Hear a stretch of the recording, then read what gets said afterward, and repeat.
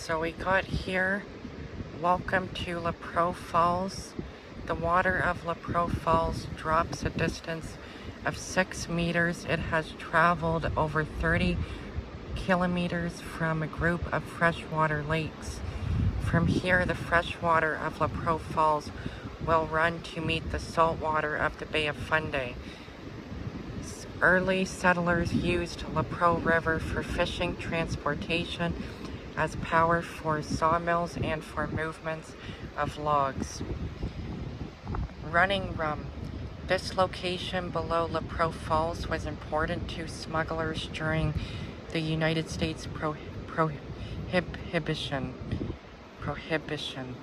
years, 1920 to 1933, when the sale of liquor was illegal in the United States at night. In this relatively isolated spot, the bootlegger could load his boat with liquor without being seen. Quietly, he would travel out to a ship waiting for him about 8 kilometers offshore.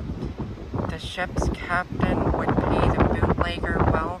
Liquor smuggled from New Brunswick to Maine, sold for top dollar on the black market. So this is all in French here. And that's a boat in the river. And then it shows all the things there. That's the Lepreau River, which is Lepreau Falls, on a nice, beautiful day, sunny afternoon. So this is the falls over here.